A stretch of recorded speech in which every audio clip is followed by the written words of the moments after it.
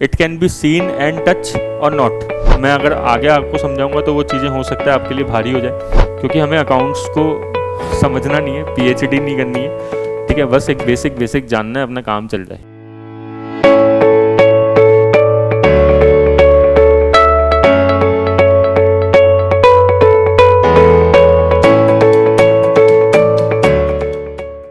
Hello students, very good morning. मेरा नाम है रोहित सिंघल। स्टूडेंट, आज हमारी थर्ड क्लास है RAS mains accounting and auditing, और हमने लास्ट 2 क्लासेस ले ली है। उनमें क्या डिस्कस किया था? पहली क्लास में हमने कुछ बेसिक बातें करी थी। मैंने कहा था कि डबल एंट्री सिस्टम हमारे सिलेबस में है, तो उसको स्टार्ट करने से पहले हमने एक अकाउंटिंग साइकिल डिस्कस करी थी कि सबसे पहले जनरल एंट्री करते हैं, फिर लेजर बनाते हैं, फिर ट्रायल बैलेंस बनाते हैं, ट्रायल बैलेंस के बाद फाइनल अकाउंट्स बनाते हैं। फाइनल अकाउंट्स में जैसे trading account, profit and loss account, balance sheet, cash flow statement और नोट्स टू अकाउंट्स, ये सब चीज़ें आती है। फिर हमने कुछ और डिस्कस किया था सेकंड क्लास में। जैसे लास्ट में हमने बिल्कुल एक टॉपिक छोड़ा था कि अकाउंट जो होते हैं वो बेसिकली 3 टाइप के होते हैं। एक तो पर्सनल, एक रियल और एक नॉमिनल। वैसे तो देखो, मैंने सिंप्लिसिटी के लिए आपको एक और बात बताई थी सेकंड क्लास के अंदर ही, कि हम सारे के सारे अकाउंट्स को 5 पार्ट में डिवाइड कर सकते हैं, 5 या 4। कोई कहता है कि इनकम, एक्सपेंसेस, असेट और लाइबिलिटी। बिल्कुल सिंपल है। नहीं, कोई कहता है कि फिर ऐसा मत करो, लाइबिलिटी जो है वो 2 तरीके से हो सकती है। एक कैपिटल भी लाइबिलिटी होती है, लेकिन कैपिटल बाहर वालों को नहीं देनी पड़ती। मतलब ऐसा नहीं कि बिजनेस जो है आउटसाइडर्स को पे करेगा। बिजनेस कैपिटल किसको पे करता है? ओनर्स को, ठीक है। और वो रियल में कभी रीपे भी नहीं होती है, वो तभी रीपे होगी जब बिजनेस क्लोज होगा। और हम नॉर्मली अजम्पशन लेके चलते हैं कि बिजनेस जो है वो चलता रहेगा ज़िंदगी भर तक, ठीक है। जैसे टाटा देख लो आप, टाटा ने टिस्को जब 1907 में आई थिंक चालू किया था, तो आज 100 साल से भी ज़्यादा हो चुके हैं और टाटा चले जा रहा है, ठीक है। तो ऐसे ही बिजनेस जो है वो कंटिन्यू रहता है हमेशा। तो मुद्दे की बात यह है कि लाइबिलिटी को 2 पार्ट में डिवाइड करा जा सकता है, इसलिए कई लोग कहते हैं कि एलिमेंट ये 5 होते हैं। असेट, लाइबिलिटी, लाइबिलिटी के अंदर आउटसाइड लाइबिलिटी और इनसाइड लाइबिलिटी मतलब कैपिटल, फिर एक इनकम और एक एक्सपेंस। इस तरीके से 5 पार्ट में डिवाइड कर सकते हैं। बट हमने लास्ट में ही सेकेंड क्लास के लास्ट में एक टॉपिक डिस्कस करना चालू किया था कि पर्सनल, रियल, नॉमिनल, ये प्रॉपर क्लासिफिकेशन होता है, ठीक है। और इसके कुछ रूल्स डिस्कस किए थे। रूल मैं बताता हूँ, आपको रिवाइज कराता हूँ। पर्सनल अकाउंट का रूल था डेबिट इज़ द रिसीवर, कि जो रिसीवर है उसे डेबिट कर दो, and credit is the giver, और जो गिवर है उसको क्या कर दो? क्रेडिट कर दो, ठीक है। रिसीवर को डेबिट कर दो और गिवर को क्रेडिट कर दो। रियल अकाउंट का रूल था डेबिट व्हाट कम्स इन, जो चीज़ आ रही है उसे डेबिट कर दो, और क्रेडिट कर दो जो चीज़ जा रही है, क्रेडिट व्हाट गोज आउट। ये जो डी आर है ना, ये डी आर मतलब डेबिट ही होता है, कंफ्यूज मत होना, ठीक है। और ये सी आर है, ये सी आर मतलब क्रेडिट ही होता है, ठीक है। शॉर्ट में लिख देते हैं डी आर। ये लैटिन वर्ड्स हैं, तो आप इससे ज़्यादा मतलब ऐसे कोई अपन को कोई दिक्कत वाली बात नहीं है इसके अंदर, ठीक है। नॉमिनल अकाउंट का रूल क्या है? Debit all expenses and losses, credit all incomes and gains. एक चीज़ और मैं आपको बताना चाहूँगा, वैसे तो देखो नोट्स बने हुए हैं, ठीक है, ऑलरेडी, और आपको अगर चाहिए ये नोट्स तो आप मेरे को व्हाट्सएप मैसेज कर सकते हो, मैं आपको दे दूँगा, और उसके कोई चार्जेस भी नहीं लगेंगे, कोई ऐसे कोई इशू नहीं है, ठीक है। तो आप ले लेना कलर्ड फॉर्म में बना रखे हैं मैंने सारे नोट्स, ठीक है। बट आप ना अभी सॉरी, बट आप अभी थोड़ा सा लिखते भी रहो इन चीज़ों को, ठीक है, हाथ की हाथ ही, तो थोड़ा ठीक रहेगा। अगर आप लिखते रहेंगे तो ईजी रहेगा चीज़ें, आपके पास रिवीजन के लिए मटेरियल अच्छे से रहेगा। अब वापस आते हैं, देखो हमने डिस्कस किया पर्सनल अकाउंट होता है, रियल अकाउंट होता है, नॉमिनल अकाउंट होता है, और ये सब इसके जो रूल्स हैं, है ना, ये debit is the receiver, credit is the giver, ये रूल्स हैं। अगर आपने पहले अकाउंटिंग ऑडिटिंग पढ़ रखी होगी तो ये आपने शायद रूल्स हो सकता है सुने भी हों। लेकिन ये रूल्स अप्लाई कब करने हैं, मीनिंग क्या कि हम पहचाने कैसे कि सर ये पर्सनल अकाउंट है तो हमें इस पे debit is the receiver credit is the giver rule apply करना है, या फिर ये कैसे पहचाने कि ये असेट है, सॉरी ये कैसे पहचाने कि ये रियल अकाउंट है, तो रियल अकाउंट है तो debit what comes in credit what goes out, जो भी चीज़ आ रही है उसे डेबिट कर दो, जो भी चीज़ जा रही है उसे क्रेडिट कर दो। या ये कैसे पहचाने कि ये नॉमिनल अकाउंट है, कैसे पता लगेगा कि कौन से जो मतलब कौन से एक्सपेंसेस हैं, ठीक है, और कौन से इनकम्स है, ठीक है। तो देखो ये पहचानने के लिए इसका और थोड़ा सा क्लासिफिकेशन करना जरूरी है कि पर्सनल अकाउंट में कौन कौन सी अकाउंट आते हैं एग्जैक्टली। अब अपन समझ रहे हैं कि पर्सनल अकाउंट बेसिकली होता क्या है और कब ये रूल अप्लाई करना है, क्योंकि पहचानेंगे नहीं तो रूल कैसे अप्लाई करेंगे, है ना, ठीक है। तो पर्सनल अकाउंट बोलता है कि दो तरह के पर्सन हो सकते हैं, नेचुरल पर्सन और आर्टिफिशियल पर्सन। अपने कोर्स में लॉ भी है, लॉ है ना अपने कोर्स में, तो लॉ में आप पढ़ोगे कि नेचुरल पर्सन और आर्टिफिशियल पर्सन दो तरह के पर्सन होते हैं। नेचुरल पर्सन जैसे हम लोग क्या है, नेचुरल पर्सन है। आर्टिफिशियल पर्सन जैसे बैंक, कंपनीज, ठीक है। कैपिटल ज़्यादा नहीं पढ़ेंगे, बस इतना पढ़ेंगे जितना हमारे लिए बहुत ज़रूरी है उतना ही। ऐसे तो बहुत सारी चीज़ें होती है, outstanding expense, honoured income, but ये सब अपन को नहीं पढ़ना है, बस आपको ये याद रख लो, बैंक, कंपनी, कैपिटल। सर वैसे ये अपन क्यों पढ़ते हैं पर्सनल अकाउंट, मतलब थोड़ा व्यवहारिक टर्म्स में बताओ कि ये है क्या एक्चुअल में। मैं आपको व्यवहारिक के अंदर बताता हूँ कि भाई एक्चुअल में है क्या, ये सब क्यों कर रहे हैं अपन, पर्सनल अकाउंट क्यों जानना चाहते हैं। बिजनेस जो है आपको पता है लोगों से ही तो ट्रांजैक्शन करेगा, ठीक है। आप किसी दुकानदार के पास गए तो आपने उससे सामान खरीदा, मान लो उधार सामान खरीद लिया, ठीक है ना, आपने किसी दुकान पे जाके पड़ोस की उधार परचेस कर लिया, तो अब आप बताओ आप नेचुरल पर्सन हो या नहीं हो। वो अपने यहाँ पे अकाउंट्स में, वो जो दुकान वाला है, शॉपकीपर है, जब शॉप के अकाउंट्स बनाएगा, उस दुकान के अकाउंट्स बनाएगा, तो उसमें आपका नाम लिखेगा नहीं लिखेगा, बिल्कुल लिखेगा, वरना उसको कैसे याद रहेगा कि आपने उधार लिया हुआ है उससे, ठीक है। तो आप नेचुरल पर्सन हो। मान लो उसने किसी बैंक में पैसे जमा कराए, उसी दुकान वाले ने किसी बैंक में पैसे जमा कराए, कराते नहीं कराते, बिजनेस का तो डेली के डेली बैंकों से काम पड़ता ही है, ठीक है।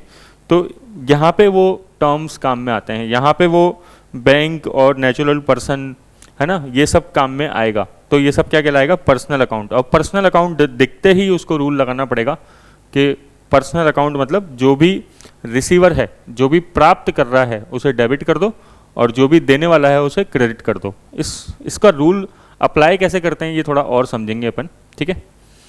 Real account, sir real account किससे रिलेटेड है, रियल अकाउंट स्टूडेंट असेट्स से रिलेटेड है, रियल अकाउंट असेट्स से रिलेटेड है। सर असेट्स क्या होती है, असेट्स मैंने आपको लास्ट क्लास में भी समझाया था, संपत्ति होती है ना। मैंने आपको बताया था कि जैसे लैंड, बिल्डिंग, फर्नीचर, है ना, प्लांट एंड मशीनरी, ये सब क्या होता है बताओ, ये सब क्या होता है, ये सब असेट होती है सर, ठीक है। ये सब क्या होती है, असेट होती है। तो पर्सनल, रियल और नॉमिनल, तो रियल में अपन डिस्कस कर रहे हैं कि असेट्स क्या होती है। तो असेट्स अपन को ध्यान रखना है कि असेट्स मतलब land, building, plant and machinery, furniture, ये सब असेट्स होता है। और कोई असेट्स के एग्जांपल, जैसे लाइव स्टॉक। आप बताओ बिजनेस में जानवर काम में आते नहीं आते, बिल्कुल काम में आते हैं। और डेयरी बिजनेस होता है, एग्रीकल्चर एक्टिविटी होती है, ठीक है। अब ये पोटैटो चिप्स बनाने वाली जो कंपनी है, ये अपने यहाँ पे पोटैटो उगा रही है, ठीक है। और मान लो इसके यहाँ पे कुछ लाइव स्टॉक फार्मिंग भी होती है, ठीक है, जानवर वगैरह भी रखे रहते हैं इनके यहाँ पे थोड़े से, ठीक है। मदर डेयरी मान लो, मदर डेयरी के पास सपोज, वैसे तो सारे किसानों की होती है वो जो गाय भैंसें होती है, बट मान लो मदर डेयरी के पास जो है वो खुद की भैंसें भी है कुछ, है ना, तो वो क्या कहलाएगी, उसकी लाइव स्टॉक कहलाएगी। जानवर जो होते हैं वो हमेशा लाइव स्टॉक कहलाते हैं, और ये एक असेट होती है, ठीक है। अच्छा वैसे एक चीज़ बताओ, आगे की काम की बात है वैसे तो, बट अभी एक चीज़ बताओ, ये सब बताओ दिखने वाली असेट है या ना दिखने वाली असेट है। मतलब क्या आप इसको देख सकते हो, छू सकते हो या नहीं छू सकते? देख सकते हो, देख और छू सकते हो। It can be seen and touch और नॉट। यस सर, इसको देख भी सकते हैं और इसको छू भी सकते हैं। It can be see and touch, right. तो ये सब कहलाती है टेंजिबल असेट्स। सर और कौन सी असेट्स होती है? एक होती है इंटेंजिबल असेट्स। अगेन लॉ में आपके टर्म आएगा बाद में दोबारा जब आप लॉ पढ़ोगे, ठीक है, क्योंकि लॉ आपके RAS मेंस में है। तो इंटेंजिबल असेट जैसे क्या होता है? Trademark, copyright, licence, franchisee, know how, ठीक है, और भी बहुत सारी चीज़ें हो सकती है, एसेट्रा लिख देते हैं, ठीक है। तो बताओ अब कुल मिला के समरी बात क्या है कि सर हमें तो रियल अकाउंट देखते ही, मतलब ये सारी एसेट देखते ही कौन सा रूल लगाना है? Debit what comes in, credit what goes out. कि जो भी चीज़ें आ रही है उसे डेबिट कर दो और जो भी चीज़ जा रही है उसे क्रेडिट कर दो, ठीक है। कि मान लो अगर कोई भी संपत्ति आएगी, जैसे आपने खरीदी बिल्डिंग, ठीक है ना, आपने खरीदा मशीन, आपने मान लो अपनी फैक्ट्री के लिए, आपकी फैक्ट्री है उसमें आपने मशीन खरीदी, और मशीन खरीदी आपने, जैसे ही मशीन खरीदी तो मशीन आई आपके पास, आपकी फैक्ट्री में आई होगी मशीन, तो मशीन को क्या कर देंगे? डेबिट कर देंगे, क्योंकि debit what comes in. Sir और कोई एग्जांपल दे सकते हो असेट का? बिल्कुल दे सकते हैं। Cash, stock.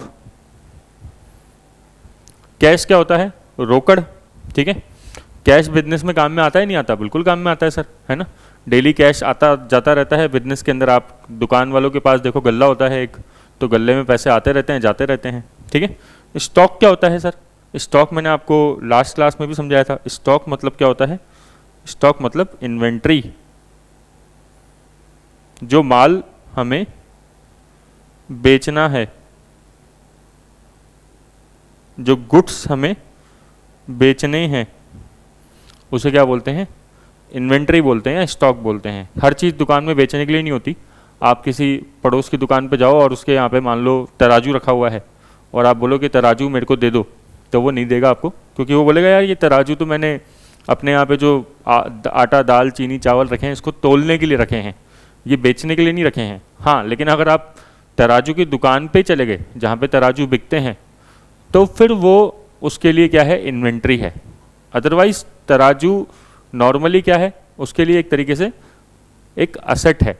असेट मान लो आप प्लांट एंड मशीनरी गिन लो, ठीक है ना, मशीन मान सकते हो आप उसको छोटी सी एक, तो वो बेचने के लिए नहीं रखता है। समझ में आया क्या? तो क्विक रिकॉल करते हैं फटाफट से चीज़ों को। क्या समझा हमने? पर्सनल अकाउंट बताओ क्या होता है? पर्सनल अकाउंट सर किसी पर्सन के नेम से रिलेटेड होता है, ठीक है, चाहे वो पर्सन नेचुरल पर्सन हो चाहे वो आर्टिफिशियल पर्सन हो। नेचुरल पर्सन जैसे हम लोग, आर्टिफिशियल पर्सन जैसे बैंक और कंपनी या कोई भी पर्सन एग्जाम्पल हो सकता है, ठीक है, जो आपके माइंड में आ रहा हो। तो सर इनका रूल क्या लगाना है? डेबिट इज द रिसीवर, जो भी प्राप्त करता है उसे डेबिट कर दो, और क्रेडिट इज द गिवर, ठीक है। इन रूल को अप्लाई करके ही जनरल एंट्री बनेगी। फिर रियल अकाउंट मतलब debit what comes in, credit what goes out, ये रूल अप्लाई करना है।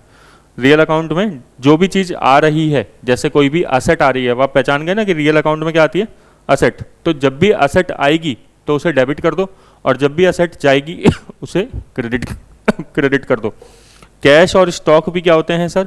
असेट होती है। और क्या असेट हो सकती है? असेट को बांटने के बहुत सारे तरीके हो सकते हैं, बहुत सारे, बट एक तरीका है फेमस कि हम बांट सकते हैं टेंजिबल और इंटेंजिबल में। टेंजिबल असेट्स मतलब जो दिखाई देती है, जिसको हम छू सकते हैं। इंटेंजिबल असेट्स जो which can not be seen and which can not be touch, ठीक है। टेंजिबल असेट्स के example land and building, plant and machinery, furniture and fittings, या फर्नीचर फिक्सचर्स भी बोल सकते हो आप, है ना, ठीक है। और लाइव स्टॉक मतलब जानवर, है ना। इंटेंजिबल असेट में trademark, copyright, licence, franchisee, know how, goodwill भी एक इंटेंजिबल असेट है। गुडविल को देख सकते हो क्या आप? नहीं देख सकते, तो गुडविल कौन सी असेट है? इंटेंजिबल असेट है, ठीक है। ट्रेडमार्क, कॉपीराइट, लाइसेंस, ये सब अभी समझाने का मेरे को नहीं लगता कि भाई इसको अपन समझें, क्योंकि ये तो ऑलरेडी आप जानते हो कि ट्रेडमार्क क्या होता है, कॉपीराइट क्या होता है। कॉपीराइट जैसे बुक्स में होता है, गानों पे होता है, ठीक है। लाइसेंस अपन बिजनेस के लिए लेते हैं कुछ ना कुछ। फ्रेंचाइजी जैसे मैकडी है, तो मैकडी क्या है, फ्रेंचाइजी बेसिस पे चलता है। बहुत सारी चीज़ें फ्रेंचाइजी बेसिस पे चलती है। आप किसी आइसक्रीम के स्टोर पे जाओ, फेमस स्टोर है बास्किन एंड रॉबिन्स, तो बास्किन एंड रॉबिन्स किस पे चल रहा है, एक फ्रेंचाइजी पे चल रहा है, ठीक है। ऐसे ही बिजनेस के ट्रेडमार्क होते हैं, उनका एक साइन होता है अलग अलग खुद का।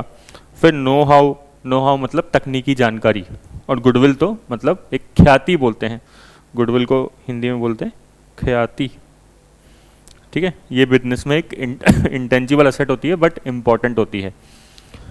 बात करते हैं नॉमिनल अकाउंट की। जितने भी खर्चे और जितनी भी इनकम्स है उसे क्या बोलते हैं, नॉमिनल अकाउंट।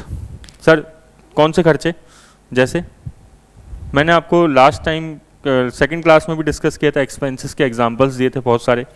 जैसे सर एक्सपेंसेस हो गया परचेजेस, सबसे बड़ा खर्चा क्या है, परचेजेस। सर वैसे एक्सपेंसेस क्यों करते हैं बिजनेस के अंदर, आप बताओ, बिजनेस में एक्सपेंसेस क्यों करते हैं।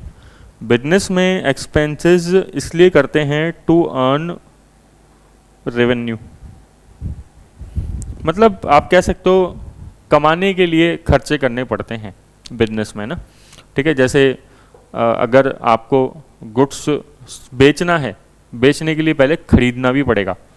अगर आप ट्रेडर हो तो व्यापारी हो सिंपल, ठीक है ना, जो माल खरीद के बेचता है, तो अगर उसको माल बेचना है तो उसके लिए खरीदना भी पड़ेगा, तो खरीदेगा तो एक खर्चा है, एक्सपेंस है। परचेजेस सबसे बड़ा मोटा खर्चा एक्सपेंसेस जो होता है वो होता है परचेजेस, ठीक है। सर्विस इंडस्ट्री में परचेजेस की ज़रूरत नहीं पड़ती है।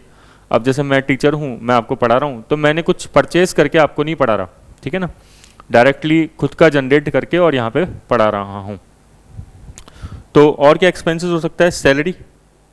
अगर आपको एम्प्लॉय से काम करवाना है तो उनको सैलरी देनी पड़ेगी, और काम क्यों करवाना है, ताकि हमारे बिजनेस में फ़ायदा हो, हमारे बिजनेस के ऑब्जेक्टिव्स पूरे हों। ऐसे ही रेंट पे करा आपने, इंश्योरेंस दिया, बिजनेस में इंश्योरेंस कराते हैं लोग बाग, तरह तरह के इंश्योरेंस होते हैं। बिल्डिंग का इंश्योरेंस होता है, स्टॉक का इंश्योरेंस होता है, व्हीकल का इंश्योरेंस होता है, गाड़ियों का, ठीक है। तो purchases, rent, salary, insurance, commission paid,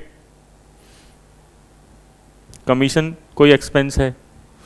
और इसी के साथ आप लिख सकते हो एक्सपेंसेस ऑब्लिक लॉसेस। लॉसेस वैसे क्या होता है, एक्सपेंसेस और लॉसेस में क्या डिफरेंस है सर। एक्सपेंसेस मतलब खर्चे, ठीक है ना, जो कोई इनकम कमाने के लिए करते हैं अपन, बट लॉसेस जो है प्योरली नुकसान होता है, ठीक है ना, उससे कोई हमें फ़ायदा नहीं हुआ। जैसे लॉस बाय फायर, अब भाई आग लग गई गोडाउन में, क्या फ़ायदा हुआ हमें, ठीक है ना, जल गया हमारा तो माल ही जल गया उसके अंदर। लॉस बाय थेफ्ट, चोरी हो गई बिजनेस के अंदर, ठीक है, नुकसान हो गया। तो ऐसे कोई भी लॉस, आप फ्लड ले सकते हो, सुनामी ले सकते हो, कुछ भी ले सकते हो, ठीक है। बिजनेस में इंश्योरेंस रहता है, लेकिन पार्टली कई बार इंश्योरेंस होता है, मतलब पूरी तरीके से इंश्योरेंस का पैसा नहीं मिलता, ठीक है। जैसे 1 लाख रुपए का नुकसान हुआ और 80,000 का आपको इंश्योरेंस से मिल गया पैसा, बट फिर भी नेट आपको 20,000 का नुकसान हो सकता है। इनकम्स ऑब्लिक गेन्स, अब बात करते हैं पहले इनकम की। इनकम जैसे सेल्स सबसे बड़ी इनकम है। कमीशन कमा लिया आपने, ठीक है, कमीशन अर्नड एसेट्रा। तो सबसे मेन इनकम बिजनेस की क्या होती है, सेल्स होती है, कमीशन भी हो सकता है। और गेन्स, गेन क्या होते हैं, गेन जैसे कभी कभार होते हैं, रेगुलर तो होते नहीं है। इनकम तो होती है वो रेगुलर होती है, बट जो गेन होता है वो हम कहते हैं कभी कभार। जैसे कोई आदमी लॉटरी में पैसा जीत गया, ठीक है, तो वो क्या है, गेन है या उसकी इनकम है। टेक्निकल लैंग्वेज में उसको बोला जाता है गेन, ठीक है, इनकम नहीं बोलते, ठीक है। तो इसमें क्या आ सकता है सर, इसमें जैसे प्रॉफिट हो गया ऑन सेल ऑफ मशीन या लैंड। अब आपने बिजनेस की जो ज़मीन थी, बिजनेस की लैंड थी, उसको बेच दिया, उसको बेचने पे प्रॉफिट हो गया, क्या वो प्रॉफिट गेन कहलाएगा या इनकम कहलाएगा, गेन कहलाएगा। क्यों, क्योंकि बार बार तो ज़मीन बेच नहीं पाओगे आप, ठीक है, और ना आपका वो मेन पर्पज़ है ज़मीन बेच के प्रॉफिट कमाना, आपका बिजनेस तो कुछ और चीज़ का है। हाँ, लेकिन आप रियल एस्टेट का बिजनेस है आपका काम ही वही है, ठीक है, तब वो एक आपकी नॉर्मल इनकम है, ठीक है ना। आप ज़मीनें बेच के प्रॉफिट कमाते हो तो वो एक नॉर्मल इनकम है। बट देखो इतना अपन डेप्थ में जाएंगे तो कोई फ़ायदा नहीं है चीज़ों का, एक एक शब्द को पकड़ के। बट आप तो एक मोटा मोटा आइडिया ध्यान रखो कि एक्सपेंसेस हो चाहे लॉसेस हो, एक्सपेंसेस हो चाहे लॉसेस हो, दोनों को डेबिट करना है। इनकम हो चाहे गेन हो, दोनों को क्रेडिट करना है। बताओ चीज़ें समरी में आपको अगर समझ में आई तो वापस अपन डिस्कस करेंगे बिल्कुल छोटा सा, कि एक पर्सनल होता है, एक रियल होता है, एक नॉमिनल होता है, ठीक है।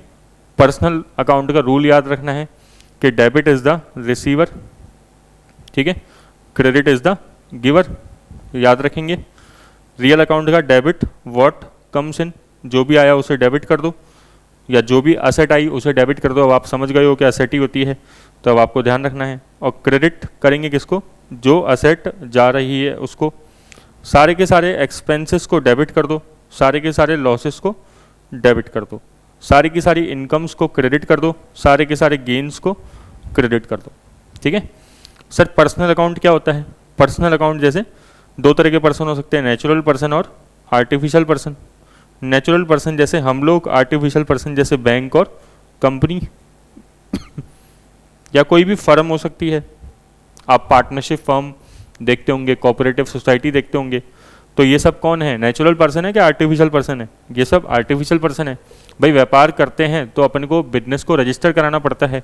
तो रजिस्टर आप किस नेम से कराते हो? आपने क्या चालू किया था? आपने बैंक, आपने सॉरी कंपनी बनाई थी, है ना, आपने पार्टनरशिप फर्म बनाई थी, आपने प्रोप्राइटरशिप फर्म बनाई थी, आपने कोऑपरेटिव सोसाइटी बनाई थी, और भी बहुत सारी चीज़ें होती है, बट लेने का नाम फ़ायदा नहीं है, ठीक है। रियल अकाउंट, रियल अकाउंट में क्या आएगा?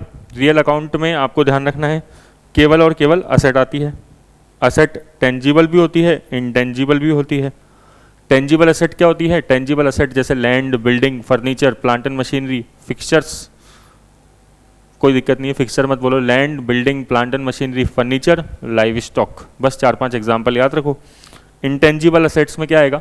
इंटेंजिबल असेट्स में जैसे goodwill, trademark, patent, copyright, licence, कुछ कुछ एग्जाम्पल याद रखेंगे हम। अब बात करेंगे नॉमिनल अकाउंट की, तो इसमें आएंगे खर्चे और इनकम्स। खर्चों के साथ लॉस भी आ जाएगा, इनकम के साथ गेन भी आ जाएगा। खर्चे क्या होंगे सर? सबसे मेन खर्चा होता है परचेजेस, फिर सैलरी, है ना, फिर रेंट, आपने ब्याज पे करा, इंटरेस्ट पेड भी खर्चा होता है, नहीं होता? होता है।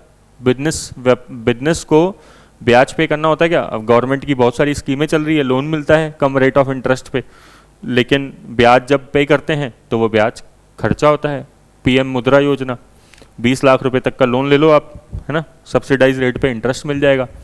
या मुख्यमंत्री लघु उद्योग प्रोत्साहन योजना, MLUPY, ठीक है ना, लोन ले लो आप, उसमें भी तो आपको इंटरेस्ट पे करना पड़ेगा। तो इंटरेस्ट बिजनेस का खर्चा होता है। इनकम ऑब्लिक गेन्स, इनकम्स जैसे सेल्स, ठीक है, या फिर सेल्स और कमीशन अर्नड, ठीक है, और गेन कुछ भी, किसी भी चीज़ को बेचने पे प्रॉफिट हो गया, अदर देन अपना इन्वेंट्री। इन्वेंट्री क्या होती है सर? इन्वेंट्री मतलब वो सामान, वो गुड्स जो हमने बेचने के लिए खरीदा है, ठीक है। आप मेरी दुकान पे आए और मैंने आपको बढ़िया सा अपना जो दुकान है वो दिखाया, और मैंने कहा देखो ये सब जो है हमारे यहाँ पे बहुत सारे आइटम्स रखे हुए हैं, गुड्स रखे हुए हैं, ये सब अलग अलग खाने हैं, मतलब फर्नीचर है, उसके अंदर आप देखोगे तो बहुत सारी रैक्स हैं, रैक्स के अंदर आपको साबुन मिलेगा, सर्फ मिलेगा, ये सब क्या चीज़ें हैं? ये सब गुड्स होता है, ठीक है, जिसको आप बेचने के लिए परचेज करते हो, राइट। अब इसी बैकग्राउंड के साथ, मतलब इतने बैकग्राउंड के साथ हम ये इस क्वेश्चन को सॉल्व करने की कोशिश करते हैं। मैं बता देता हूँ कि क्वेश्चन टफ है, बट फिर भी हम कोशिश तो करनी पड़ेगी, ठीक है।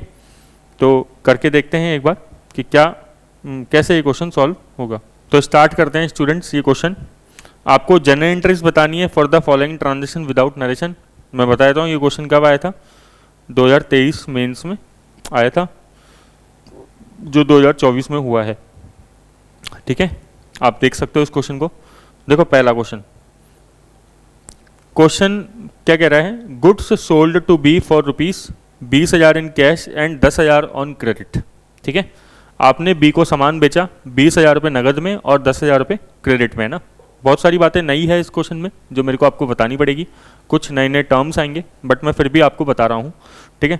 क्वेश्चन में रिस्क लेके करवा रहा हूँ क्योंकि आपको हो सकता है थोड़ा सा समझ में कम आए, बट फिर भी करवाना तो है ही, तो मैं एक बार करवा रहा हूँ आपको। तो गुड्स बी को बेचा 20,000 रुपये कैश में, तो एंट्री क्या पास करेंगे, cash account debit to sales. Sir ये कैश डेबिट करने का क्या मतलब है? देखो जब भी हम कोई सामान बेचते हैं तो हमारे पास कैश आया, कैश आया तो कैश कौन सा अकाउंट है याद करो बताओ। कैश सर रियल अकाउंट है, असेट है ना कैश, अभी बताया था आपको, और कैश रियल है, ठीक है। तो जो भी चीज़ आएगी जब आप सामान बेचोगे तो कैश आएगा, तो कैश आएगा तो उसे डेबिट कर देंगे। और टू सेल्स क्यों लिखा सर? क्योंकि सेल्स मैंने बताया था, सेल्स कौन सा अकाउंट है, नॉमिनल, और ये इनकम है, इनकम है तो इनकम क्या होगी, क्रेडिट होगी सर। इनकम तो हमने डिस्कस किया था, इनकम क्या होती है, क्रेडिट्स होती है, इसीलिए हमने अभी रूल्स को पढ़ा था। तो 20,000 रुपये नगद में बेचा, ठीक है, 20,000 नगद में बेचा, ये एंट्री पास कर देते हैं। बोल रहा है कि 10,000 रुपये क्रेडिट में भी बेचा है, इसी के अंदर ही क्वेश्चन बोल रहा है कि 10,000 रुपये उधार में भी माल बेचा है।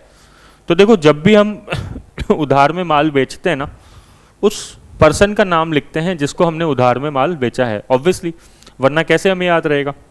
तो जिस भी व्यक्ति को माल बेचा है उसका नाम लिखा जाएगा, ठीक है। तो जिस भी व्यक्ति को माल बेचा है वो व्यक्ति कौन सा अकाउंट होता है बताओ, व्यक्ति कौन सा अकाउंट होता है, व्यक्ति सर पर्सनल अकाउंट होता है। और सर पर्सनल अकाउंट का रूल क्या था, पर्सनल अकाउंट का रूल था डेबिट इज द रिसीवर, जो प्राप्त करता है उसको डेबिट कर दो।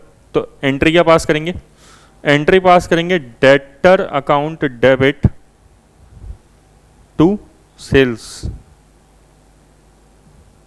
10,000 से। सर ये डेटर क्यों डेबिट किया आपने, डेटर इसलिए डेबिट किया क्योंकि पहली बात तो डेटर नाम क्यों लिखा है, पहले तो ये बताओ आप।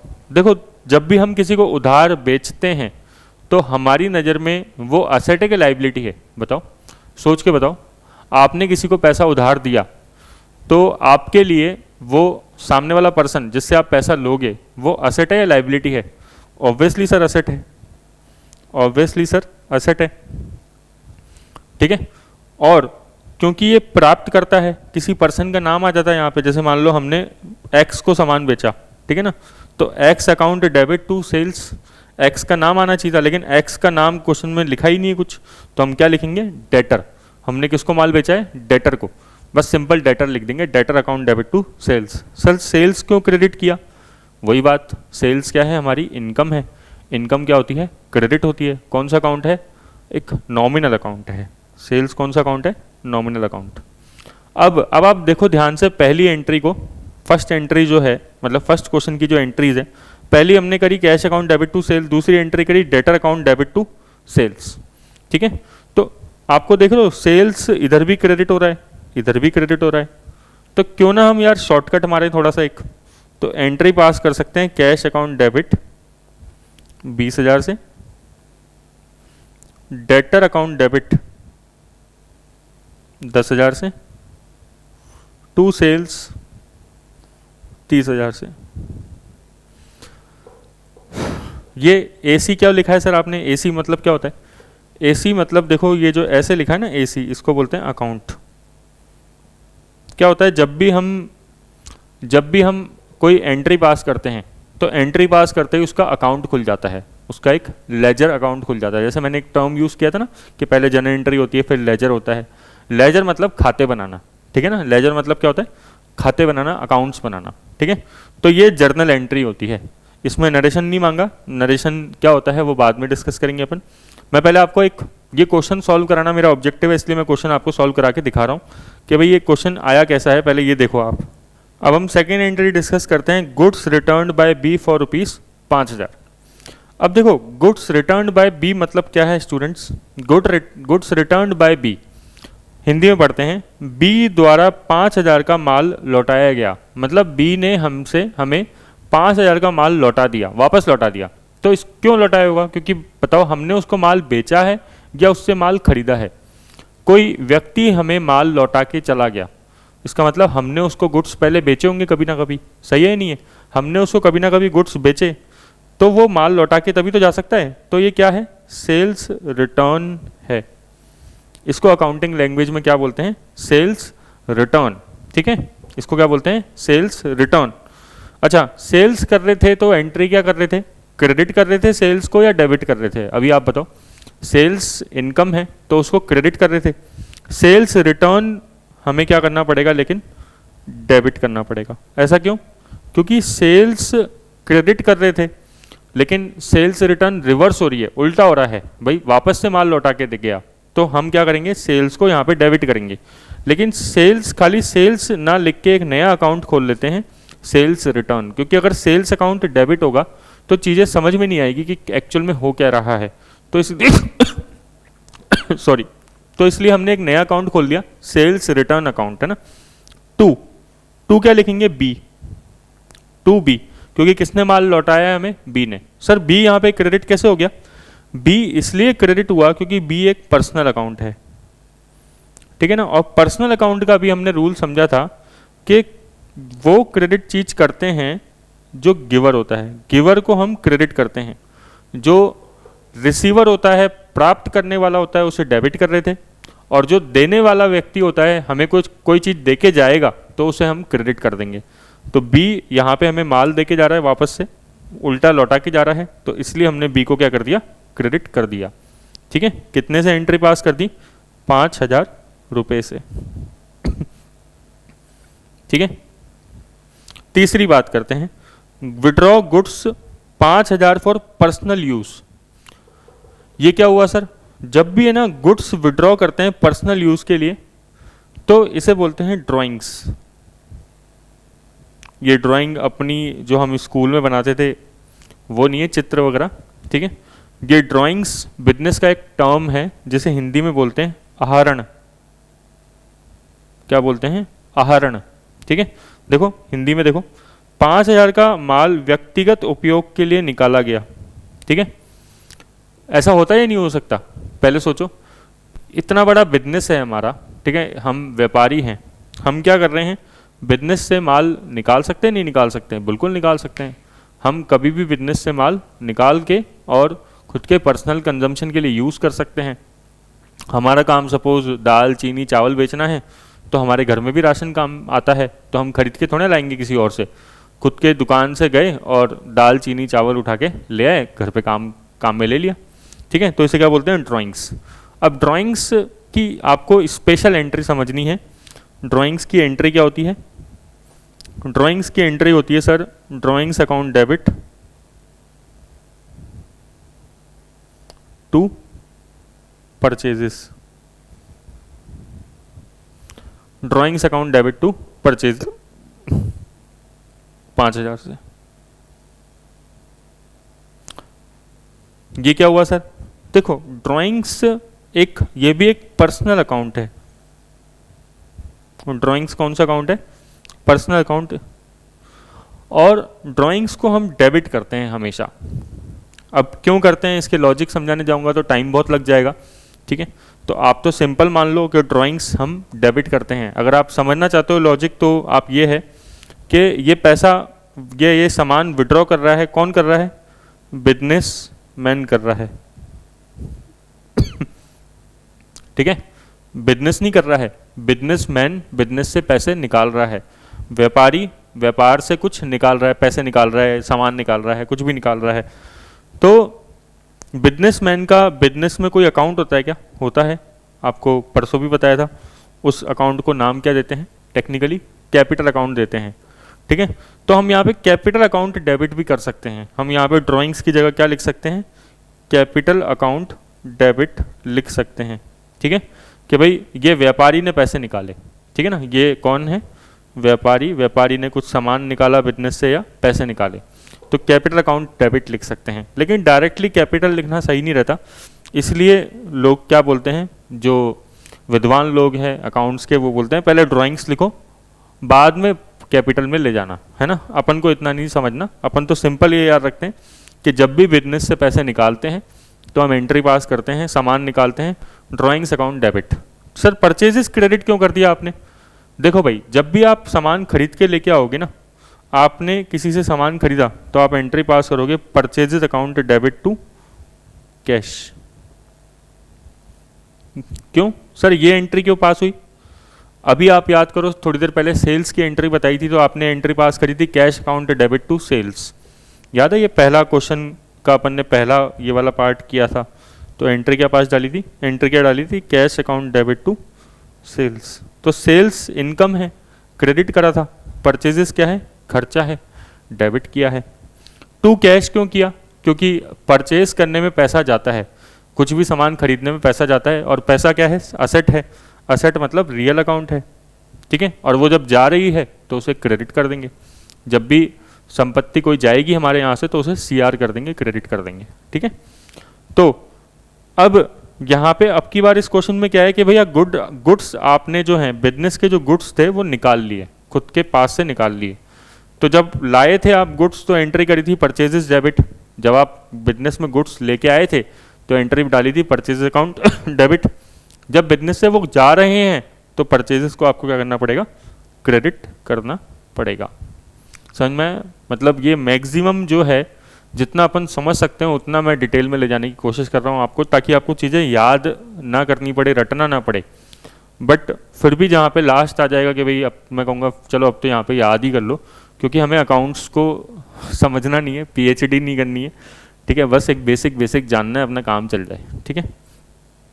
तो आज तीन एंट्री कर लेते हैं, क्योंकि मैं अगर आगे आपको समझाऊंगा तो वो चीज़ें हो सकता है आपके लिए भारी हो जाए, ठीक है। आप एक बार इन्हीं को ही रिवाइज करिए। मैंने जनरल एंट्री का आपको बेस बता दिया है, ठीक है। अब ये नहीं कि आप एनसीईआरटी से प्रैक्टिस करना। हाँ, 4-5 जनरल एंट्री और बना के अपन जो है नेक्स्ट क्लास में जो कल है वो अपन उसमें और डिस्कस कर लेंगे। बट एक बार आप यहाँ तक रिवाइज करिए। Thank you.